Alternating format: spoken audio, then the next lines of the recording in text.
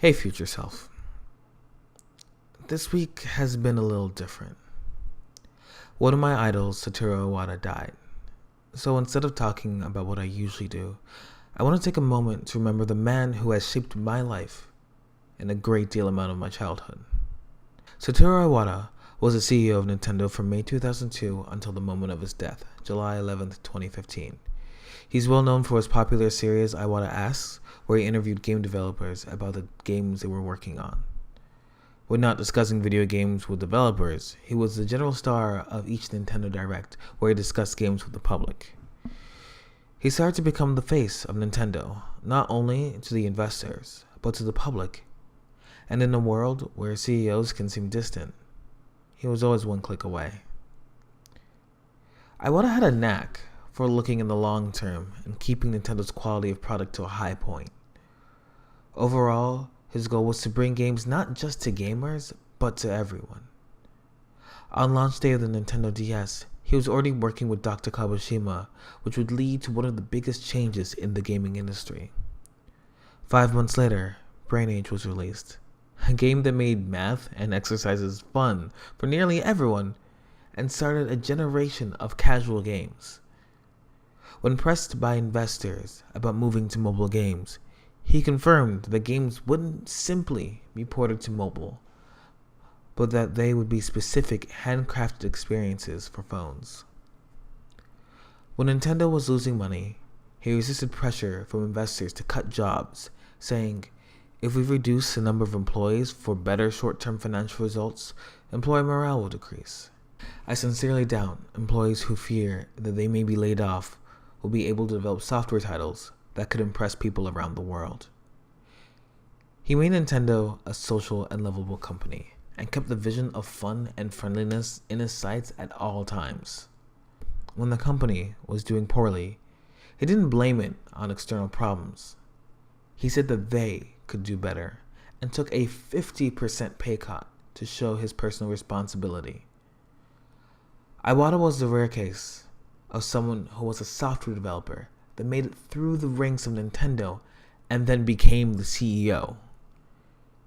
And in doing so, he was able to react to problems not as a distant company executive, but as if he was one of the employees, as if he was a gamer. When the 3DS needed a massive price cut, he announced that current owners would be able to get 20 free games as a thank you for their loyal support. To top it off, many of those games were exclusives. He cared not only for games, but for the games industry, always trying to make it better, not just for gamers, but for everyone. What I loved about Iwata was his confidence. In an interview, he said his first interaction with Nintendo was when he went there and said that he could program for the Famicom before having experience with it. When he wanted something to succeed, he made sure all the cards were in his favor. Without Iwata, Nintendo would not be where they are. Smash Brothers, Earthbound, Balloon Fight, and Pokemon are games where he personally stepped in to make sure that they succeeded. The vision and success we see from Nintendo would not be as strong as they are today. Instead of creating consoles and hardware with more power, he created unique experiences. The Nintendo DS with its very different dual-screen system, and the Wii with its revolutionary motion control system. At the end of the day, Nintendo rarely played it safe. While we have seen flops like the Wii U, which didn't meet expectations, we've also seen some of the most successful consoles of all time under his belt. For me, Iwata was a shadowy figure at first. The only way you could know him was because his name was at the end of the credits of Nintendo games as the executive producer. That was until he announced his series, Iwata Asks. His discussion with Nintendo employees gave me this picture of a friendly CEO, something that shaped my opinion of him slowly. I remember getting so engaged in Iwata Asks that I wanted to read it offline, so I printed an Iwata Asks for Super Mario Galaxy, which turned out to be 50 pages. His outreach turned him from this shadowy figure to the center of PR, and he went from being unknown to well-loved. In this last week, the response to Iwata's death has been outstanding.